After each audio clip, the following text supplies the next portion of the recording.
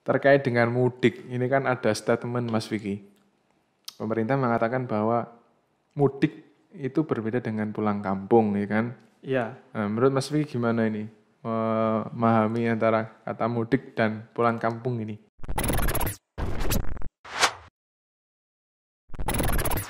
Assalamualaikum warahmatullahi wabarakatuh. Hai, selamat datang di Raw Educate Podcast, inspiring people around the world, hosted by me, Muhammad Firdaus Imaduddin. Ya, kali ini kita bersama seorang tokoh masyarakat gitu kan, mengabdi sebagai ustadz, guru ngaji di salah satu masjid di Malang. Beliau juga dulu menjadi mahasiswa UIN Malang tahun 2014 dan sekarang aktif menjadi mahasiswa Magister Hukum Keluarga di UIN Malang Pascasarjana. Beliau bernama lengkap Rofiqil Amin, biasa kita panggil Mas Vicky. Selamat datang, Assalamualaikum Mas Vicky. Oke, Waalaikumsalam warahmatullahi wabarakatuh. Gimana kabarnya? Alhamdulillah sehat. Sehat ya, Alhamdulillah. Gimana nih? Enggak mudik ya Mas Vicky ya? Oh ya, enggak mudik ya. Asalnya kan dari mana? Probolinggo ya? Dari Situbondo, lebih tepatnya. Maaf. Ya. Situbondo ya? Ya, enggak. Oke, ini.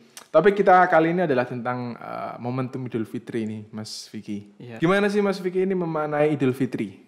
Oke. Jadi Idul Fitri ya yang secara kontekstual kita tahu ya, jadi adalah sebuah momen kemenangan karena kita telah menjalani puasa penuh selama bulan Ramadan selama 1 bulan itu, dan juga momen-momen lainnya yang memang hanya ada di bulan Ramadan. Salah satunya ya kita menahan lapar dan haus, dan juga kita merayakan sholat tarawih yang memang sholat itu ada hanya khusus di bulan Ramadan, dan juga melaksanakan sholat Id. Oke. Terkait dengan Idul Fitri itu sendiri, gimana sih Mas Vicky memaknai Idul Fitri? Ketika kita ngobrol, ketika kita ngomong Idul Fitri, apa sih hal pertama yang terfikirkan oleh Mas Vicky? Oke, hal pertama yang terlintas dalam pikiran saya pastinya ya adalah sebuah momentum kita berkumpul dengan keluarga. Berkumpul dengan keluarga, dengan sanak famili lainnya. Karena memang hal inilah yang kita sangat tekankan, khususnya di budaya kita di Indonesia, ada namanya halal bihalal. Halal bihalal dalam keluarga dan juga sanak famili lainnya yang saling bermaaf-maafan, karena memang momen ini adalah momen yang pas ya untuk memulai bulan-bulan berikutnya. Oke, karena seperti yang seperti saya jelaskan tadi adalah bulan kemenangan, ya, hari kemenangan.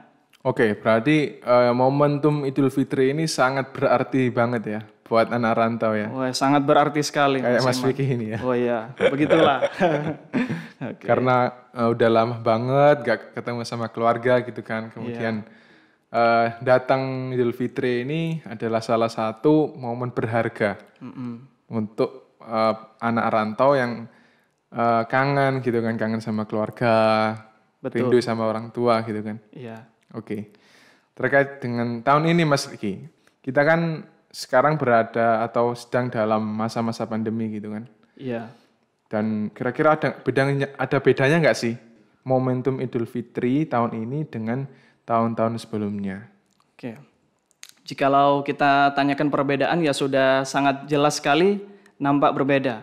Nah, seperti tadi juga adalah momen Idul Fitri adalah momen bagaimana kita berkumpul bersama keluarga di rumah ya. Namun di tengah pandemi seperti ini ada himbauan kepada para warga Indonesia untuk dilarang mudik.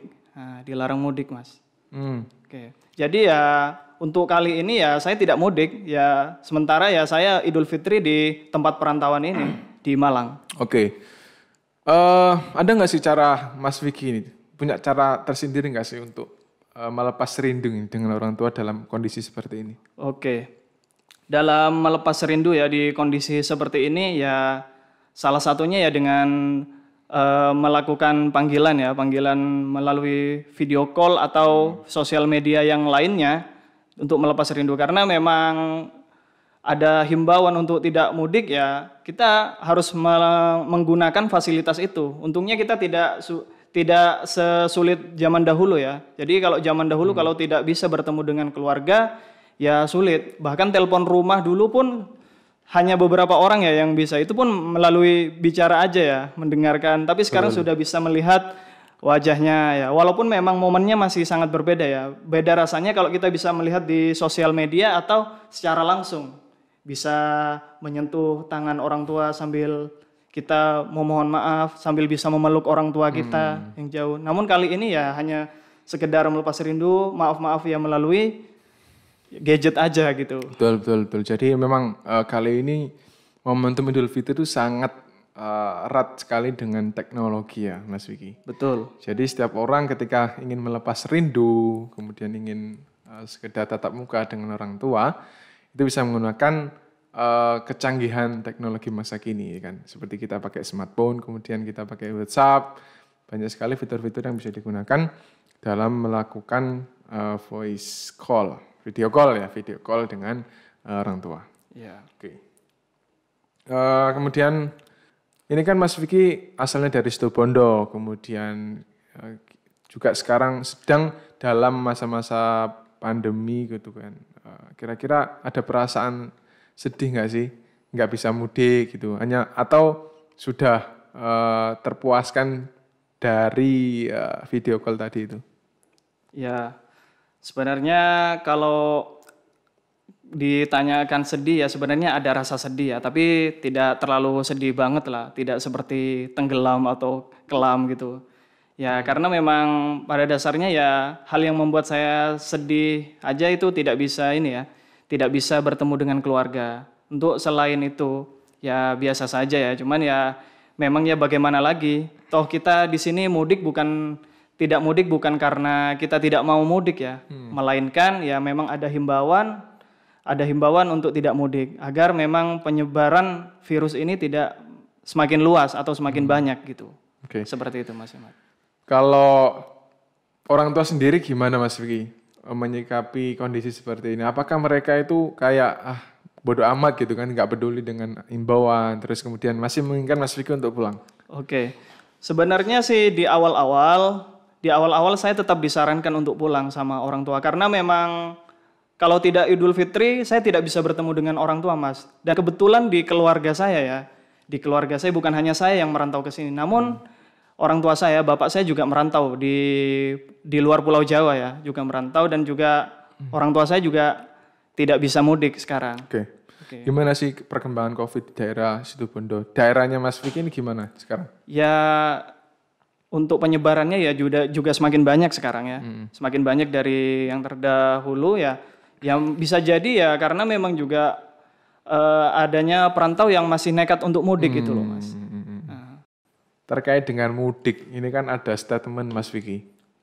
Pemerintah mengatakan bahwa mudik itu berbeda dengan pulang kampung, ya kan? Iya. Nah, menurut Mas Vicky gimana ini? Memahami antara kata mudik dan pulang kampung ini? Ya ini adalah hal yang sangat mirip ya tentunya.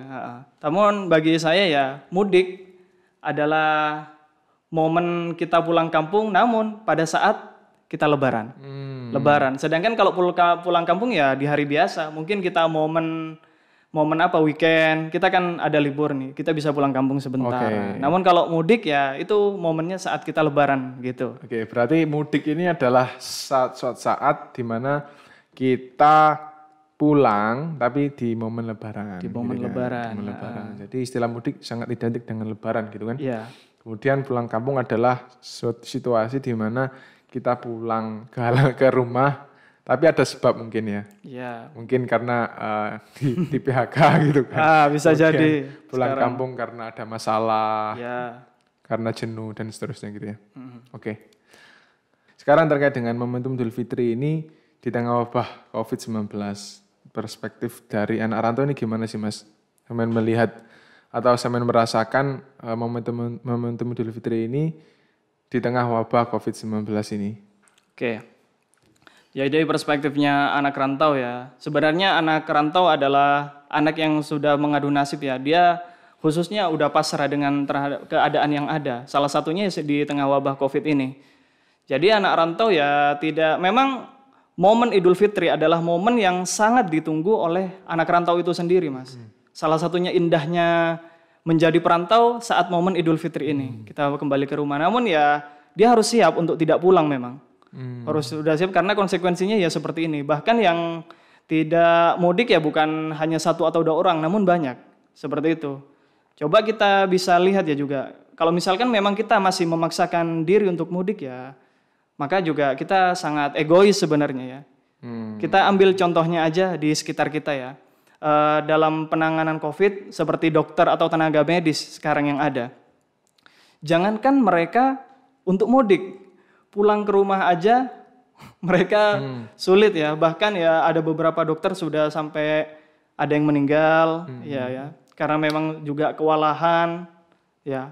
Oleh karenanya bagaimana kita berkontribusi terhadap hal ini? Ya udah kita jangan mudik dulu, ikuti himbauan. Betul. Jadi Mas Vicky ini benar-benar mentaati peraturan pemerintah ya, terkait dengan pandemi ini kan? Betul. Oke, berarti Mas Vicky nggak ada perasaan, aduh gimana gitu kan? Maksudnya kok dilarang gitu kan, enggak ya?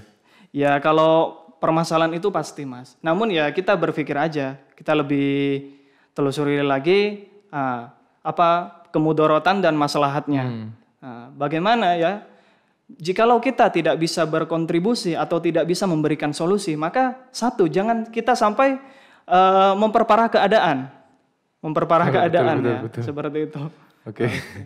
Oke Mas, ini terakhir ya terkait obrolan kita kali ini. Apa sih pesan kepada semua masyarakat, khususnya kepada anak-anak rantau ini Mas? Ya, jadi kepada anak rantau yang tidak mudik ya, yang sabar, mohon yang sabar dulu, kita hadapi ini bersama-sama, kita berdoa agar wabah ini semakin mengecil atau semakin habis ya, semakin habis. Dan kita bagaimana usaha kita ya dengan ikuti aturan dulu ya, ikuti aturan, jangan kita nekat ya, nekat karena kita tidak tahu apa yang terjadi sekarang. Misalkan kita sehat, nah kita tidak akan tahu yang terjadi besok. Bisa jadi kita terinfeksi di jalan tanpa kita ketahui dan menyebar kepada orang yang memang gampang terinfeksi ya. Salah satunya orang yang sudah usia lanjut gitu. Seperti itu Mas. Oke. Mungkin itu yang bisa kita obrolkan pada kesempatan kali ini Mas Vicky. Terima kasih atas kehadirannya di program Ro Educate ini. Semoga obrolan kita ini bisa memberikan manfaat, wawasan dan inspirasi bagi teman-teman semuanya. Amin. Baik, cukup sekian program Ro Educate Podcast kali ini dan sampai jumpa di episode selanjutnya. Terima kasih. Assalamualaikum warahmatullahi wabarakatuh. Waalaikumsalam warahmatullahi wabarakatuh.